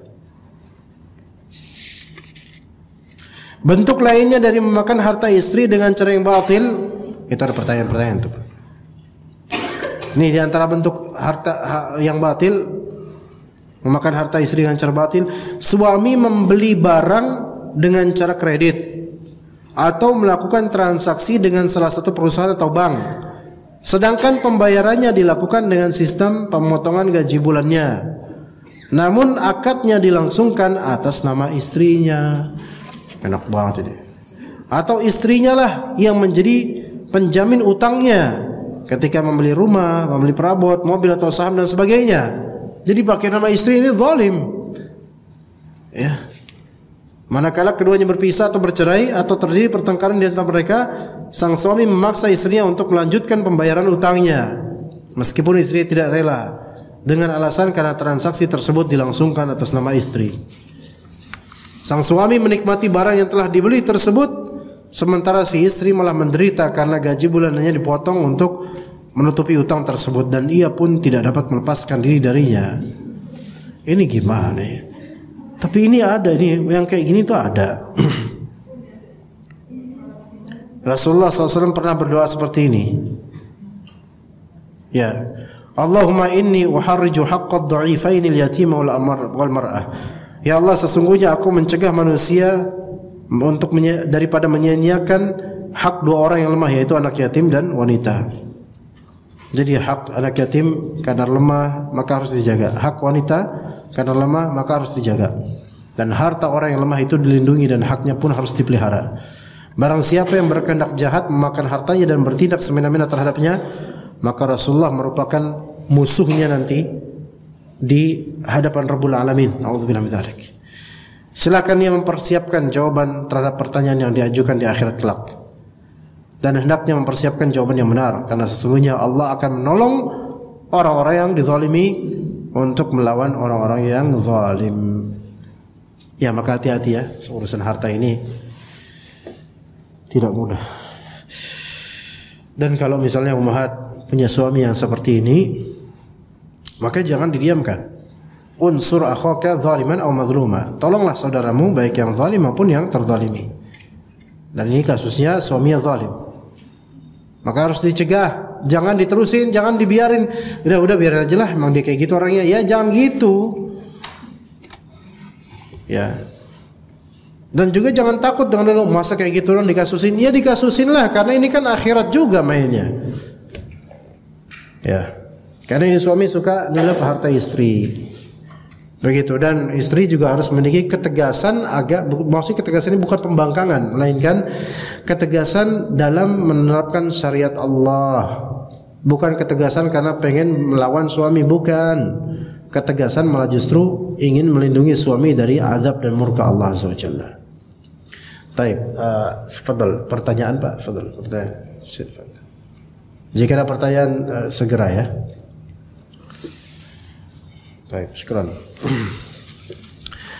Bismillah. Bagaimana keadaan seseorang yang mati meninggalkan hutang? Baik, bismillah. Alhamdulillah wassalatu wassalamu ala Rasulillah.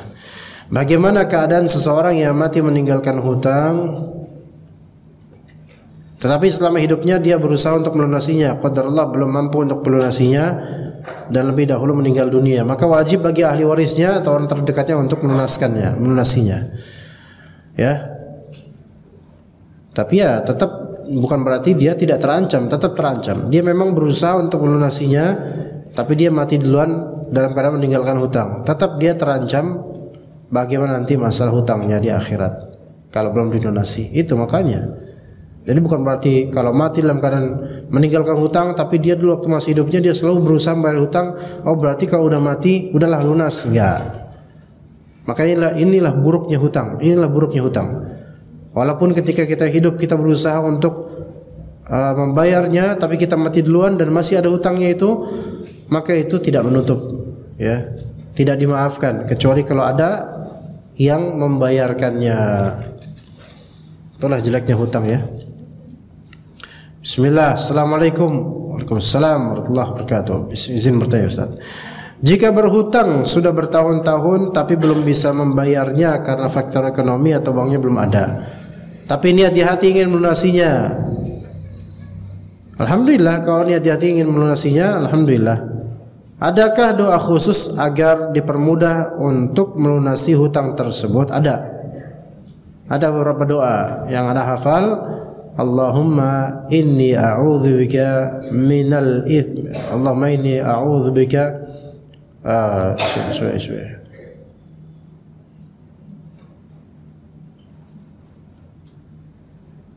Allahumma inni a'udzubika minal kasali wal ma'thami wal maghram. Itu salah satu doanya. Bisa juga doa itu diucapkan sebelum salam salat. Allahumma inni a'udzubika minal kasali wal ma'thami wal maghram. Ya Allah, saya berlindung kepada Engkau dari buruknya apa? Dari buruknya kasal, dari kemalasan, wal ma'tham dari dosa, wal maghram dari hutang. Itu salah satu doa. Dan ketika Nabi mengucapkan itu, ada sahabat bertanya, ya Rasulullah, seringkali engkau mengucapkan doa berlindung pada Allah daripada hutang. Kenapa ya Rasulullah? Maka kata beliau sallallahu alaihi wasallam, karena orang yang berhutang itu dia itu kalau ngomong sering bohong. Ya.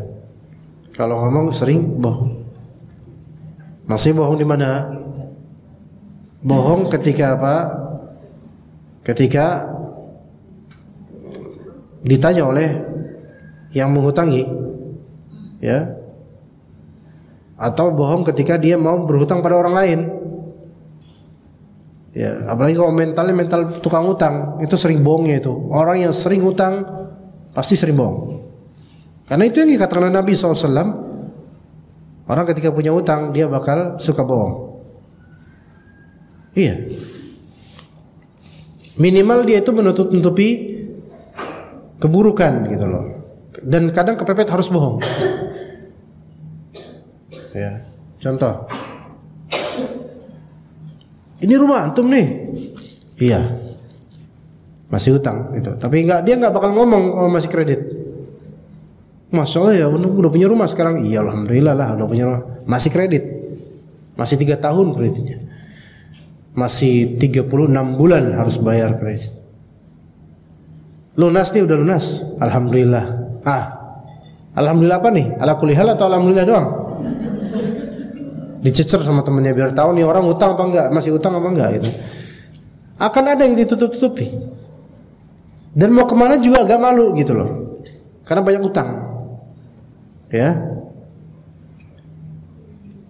Dan juga ada doa lain, doa untuk menunaikan hutang. Allahumma inni a'udzubika minal hammi wal hazan wal ajzi wal kasal wal bukhl wal jubn wa dhala'id dain wa ghalabatir rijal. Itu ada doa seperti itu. Ada juga doa lain yang sebenarnya bukan doa tentang hutang tapi bisa dikaitkan dengan hutang supaya lunas. Menurut Allah, makfini bihalalika an haramik. Ya Allah, cukupkan aku dengan yang halal darimu dan tidak dengan yang haram darimu. Jadi ada beberapa doa hutang ya.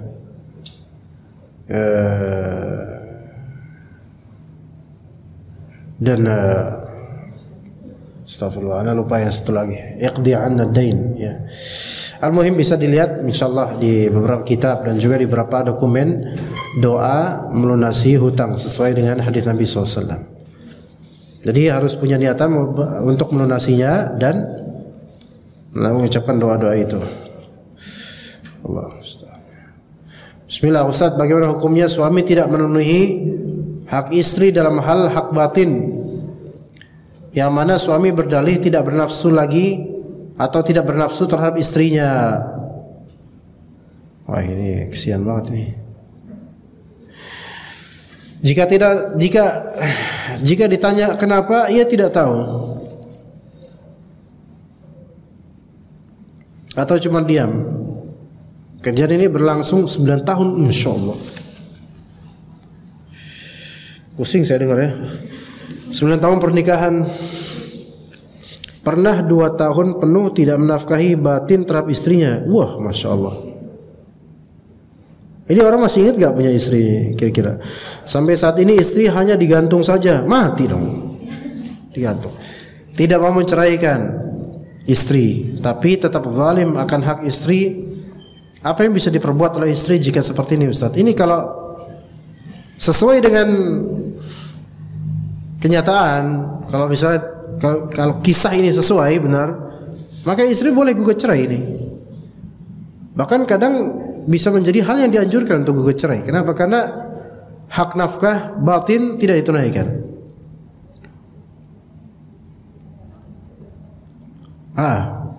Iya, karena hak batin itu nafkah batin haknya istri juga.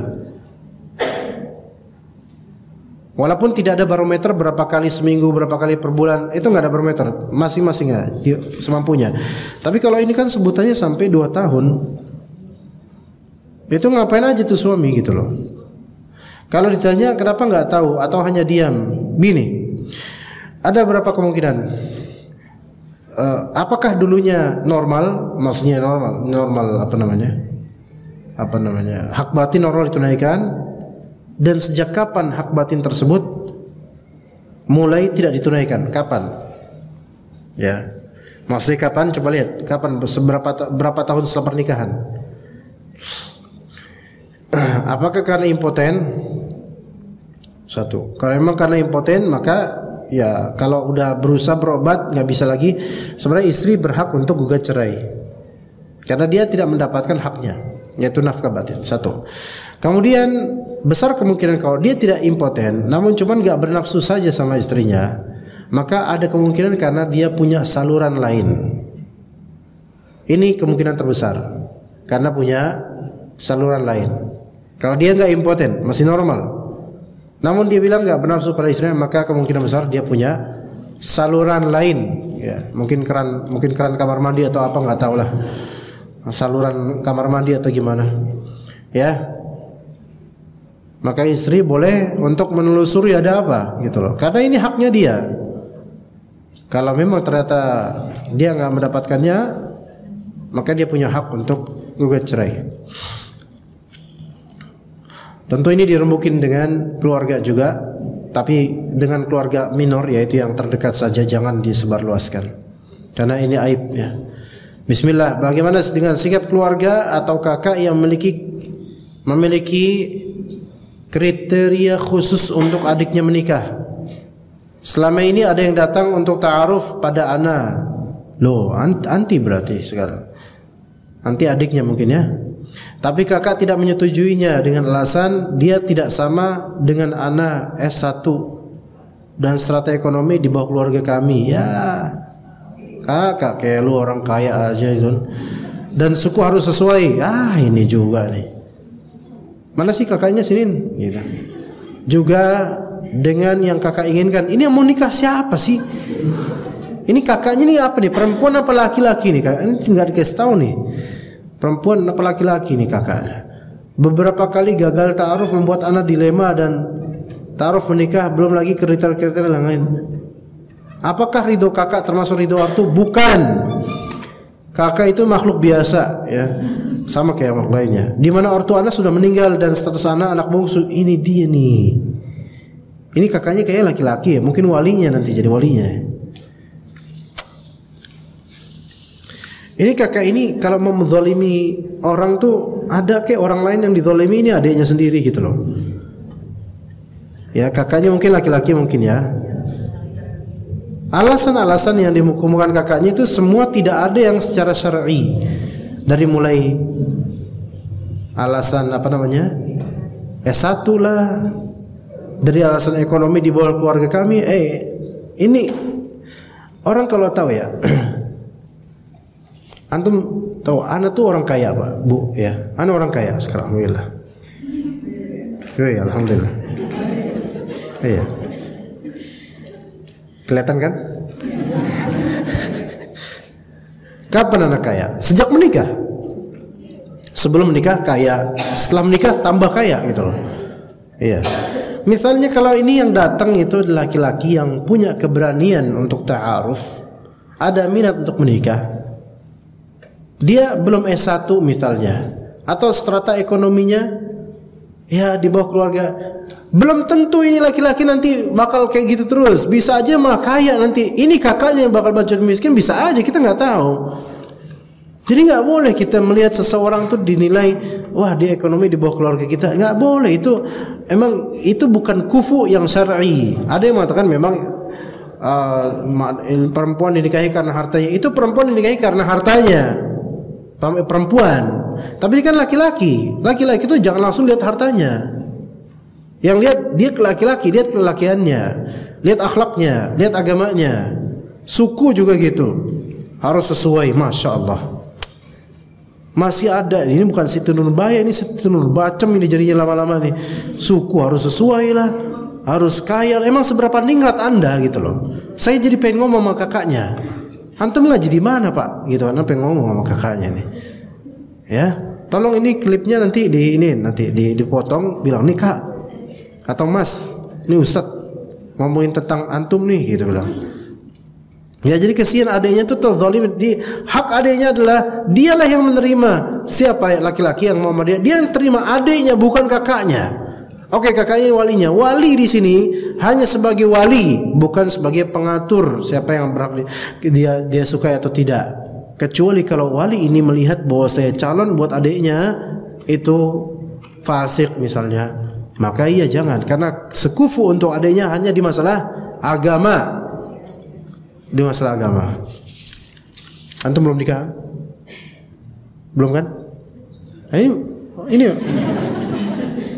Mohon motivasi dan pencerahannya. Ya, ini motivasinya ya. Ini ada orangnya di sini. Hah?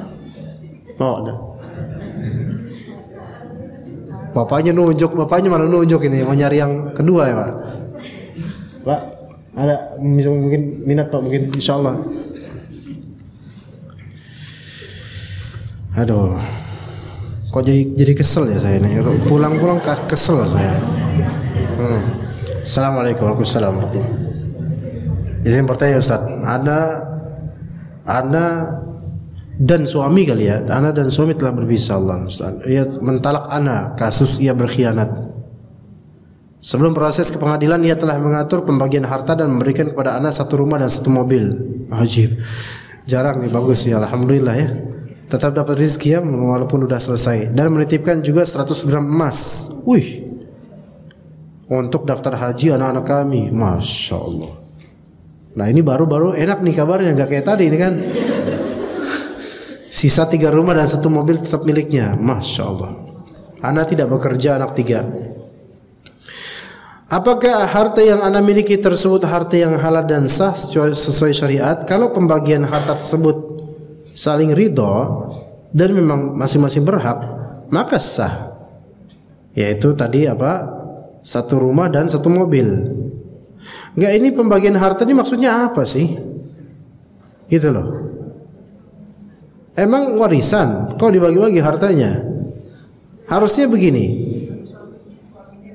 Oh, suami ngasih, masya Allah, cerai aja udah kayak gini ya, gimana nggak cerai ini? Ini, aduh sayang banget ini. Biarin aja lah urusan orang lah. Anak tidak bekerja, anak 3. Ya sah hartanya kalau emang suami emang hibahkan padanya sah, kecuali yang tadi 100 gram emas itu wadiah, titipan.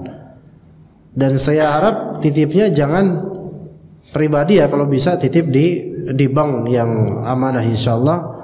Karena ini 100 gram lumayan ya. Lumayan lah. Hah? Berapa tuh 100 gram? Lumayan itu. Iya. Ya berapa kayak itu, yang penting nanti buat anak-anak haji, masya Allah. Itu berarti suaminya bagus ini insya Allah. Kalau tidak sesuai syariat, apakah harus kembalikan? Kalau suaminya itu ridho ngebagi 1 rumah dan 1 mobil, udah kholas. Nanti balik nama, gitu kan? Rumah balik nama, mobil balik nama. Itu udah hak dia, hak istri itu. Ya begitu, udah hak istri itu. Rumah balik nama, jadi nama istrinya sah. Mobil mantan istrinya, mobil balik nama sah. Tapi untuk 100 gram emas itu nggak boleh balik nama karena bukan harta dia. Ini kalau maksud dari sang suami, mantan suami ini adalah hadiah atau hibah, ya itu nggak masalah. Oke. Assalamualaikum warahmatullahi wabarakatuh. Apa benar kalau suami pelit dan perhitungan ke istri dalam memberi nafkah dikarenakan istri mempunyai penghasilan sendiri, maka suami menjadi susah atau seret rezekinya? Belum tentu, ya, belum tentu. Jadi kadang ada orang pelit tapi tetap aja dia lancar rezekinya. Karena pelitnya dia jadi lancar rezeki dia, ya. Iya, maksudnya lancar di sini dia ada duit terus gitu, itu bisa. Tapi rata-rata orang yang lebih lancar rezekinya adalah orang yang dermawan dan tidak perhitungan. Insya Allah lancar rezekinya. Iya. Dan apakah boleh istri berbohong akan uang atau harta yang dimilikinya besar nominalnya dan dari penghasilannya sendiri agar suami tidak pelit atau perhitungan menafkahi istrinya? Bukan berbohong. Istri itu diperbolehkan untuk tidak memberitahu tentang berapa nominal harta yang dimilikinya. Bukan berbohong. Bohong nggak boleh. Tapi katakan secara ambigu saja. Misalnya ditanya oleh suaminya yang pelit itu, ya dibilang, "Dek, kamu punya duit berapa? Harta kamu berapa? Di bank berapa?" Bilang aja Allahu a'lam bishawab. Assalamualaikum warahmatullahi wabarakatuh lagi. Kau usah bohong. Jangan bilang cuma 5 juta pi gitu. Jangan. Padahal ada ratusan juta. Nggak boleh bohong. Nggak boleh bohong. Tapi cukup bilang wallahu alam itu harta saya, jadi ya nggak perlu diketahui oleh siapapun, gitu aja. Ya jangan bohong. Ya, walaupun tujuannya agar suami tidak pelit atau perhitungan menafkahi istrinya, itu ujian Anda. Ya, jadi itu ujian Anda, sabar aja. Ya, iya. Suatu saat akan Allah beri hidayah insyaallah ya. Ajarilah wahai istri agar suami tidak pelit, bukan dengan cara bohong. Tapi dermawanlah Anda sebagai istri, dermawan. Tapi bukan dermawannya ke suami nanti ngelunjak dia. Tapi dermawannya ke misal ke orang, nih Pak, kita sedekah yuk gitu misalnya. Ya. Karena kalau misal dermawan ke suami, udah suami pelit, nanti lama-lama suaminya nggak mau nafkahin. Udah kamu kan punya uang sendiri gitu kan. Gitu. Assalamualaikum warahmatullahi wabarakatuh. Bolehkah seorang wanita mempersyaratkan pernikahan tidak boleh dipoligami? Khilaf di antara ulama. Ya.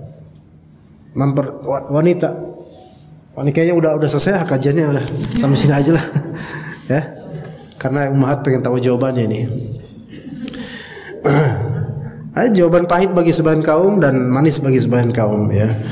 Bolehkah seorang wanita mempersyaratkan pernikahan tidak boleh poligami? Jadi perempuan ini bilang ke calonnya, Mas, tapi saya ada syarat nih Mas, kalau Mas mau nikah sama saya tidak mau dimadu. Ya, saya tidak mau dimadu. Saya tidak mau dimadu ini tergantung. Ini perempuan apakah menjadi istri pertama atau istri kedua? Gitu loh.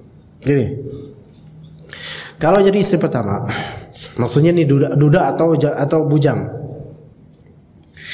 Bilang si calon istri bilang, Mas, kalau misalnya mau menikah sama saya syaratkan saya nggak mau dimadu. Artinya nggak mau ada yang kedua nanti, apalagi yang ketiga, nggak mau saya. Itu syaratnya. Apakah boleh hukumnya ini? Dalam mazhab Syafi'i mengatakan ini tidak boleh. Ini syarat yang batil karena bertentangan dengan syariat. Mazhab Syafi'i.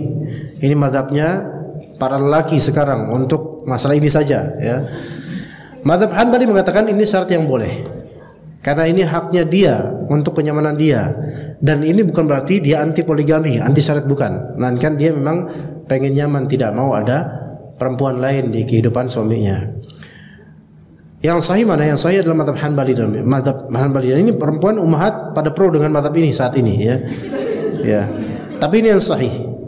Ya, cuman jangan lakukan ini karena Anda tidak tahu bahwasanya poligami itu syariat Allah, maka udah lepas aja. Dalam masalah ini nggak usah ngomong seperti ini. Baik wali atau ibunya, apalagi penghulu yang nggak ada urusan, nggak boleh ngomong-ngomong seperti ini. Jangan. Tetapi kalau disyaratkan oleh si gadis atau si perempuan, saya nggak mau ada madu yang kedua, saya nggak mau. Itu syarat saya, maka boleh.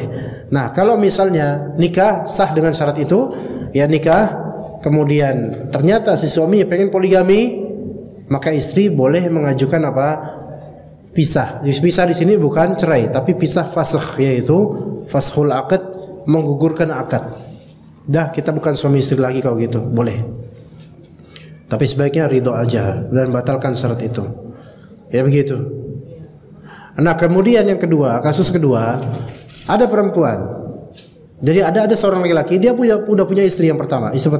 Dia pengen nikah lagi. Ketemu perempuan yang cocok buat dia. Kemudian perempuan itu bilang, saya mau nikah sama jenengan Mas, tapi dengan syarat saya nggak mau ada madu. Artinya nggak boleh ada istri pertama. Itu sah nggak? Tidak sah. Faham nggak Pak? Ini perempuan, waduh udah yang kedua mau ngusir yang pertama gitu loh. Maka ini syarat tidak sah, bukan masalah baperan atau gimana. Karena apa? Karena istri pertama ini sudah fix jadi istri. Maka menceraikan istri ini dengan alasan pengen dapat yang kedua, ini jelas suatu yang jahat bagi perempuan ya. Maksudnya ya jahat juga sih memang, ya jahat.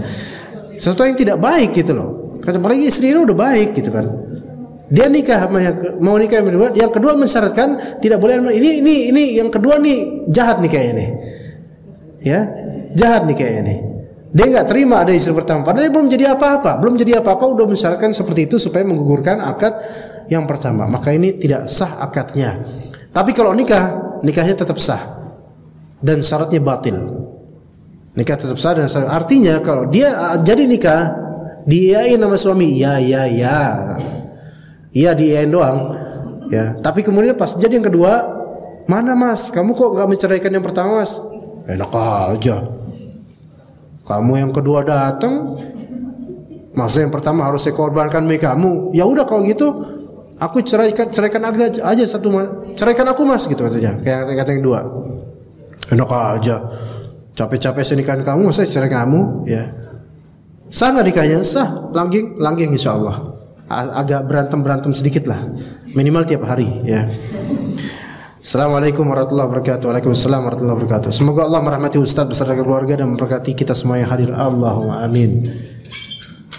Saya sedang menjalani program magang. Pada kesepakatan awal, jika kerja saya bagus, saya akan mendapatkan bonus.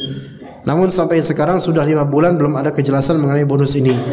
Apakah hal ini termasuk tidak menunaikan hak karyawan? Iya, karena dia bohong, mengiming-imingi sesuatu dan dia tidak menunaikannya. Janji, kata Nabi SAW, al-wa'du dainun.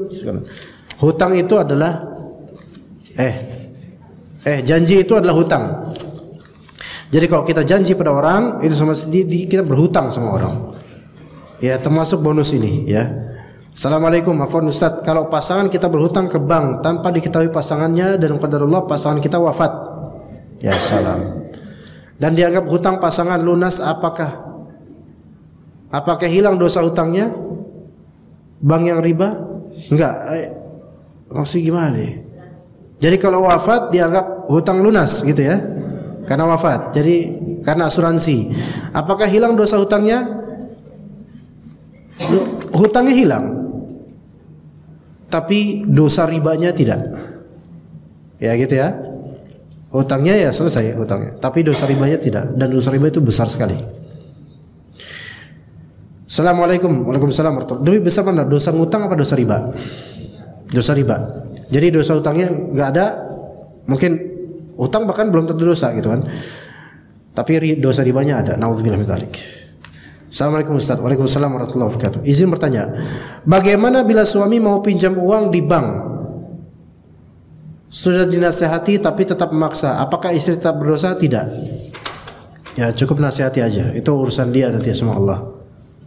Tapi kalau misalnya pinjam uang di bank, terus istri menikmati itu boleh atau tidak? Kalau istri nggak punya pekerjaan dan tidak punya penghasilan tetap atau normal, maka boleh istri untuk mendapatkan nafkah dari suaminya. Tapi suaminya ini ya zalim dengan pinjam di bank.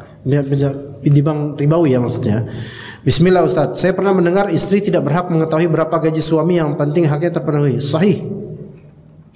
Namun belakangan ternyata ada perempuan lain selingkuh. Apakah boleh demi kebaikan RT istri akhirnya ingin mengetahui berapa gaji suami dan kemana saja uang tersebut digunakan? Namun suami kekeh tidak ingin terbuka soal penghasilan. Bagaimana Ustaz sebaiknya sikap istri? Sabar. Ya, sabar. Kalau misalnya sampai dalam derajat zina, maka minta cerai nggak masalah, karena ini sudah terlaluan. Tapi kalau misalnya sabar nasihati dalam hal ini, tidak usah mencecar untuk mengetahui berapa gaji suami, karena kalau anti tahu akan sakit hati, kalau nggak tahu tetap selalu sakit hati. Maka obatnya adalah sabar dan nasihati suami. Ya begitu.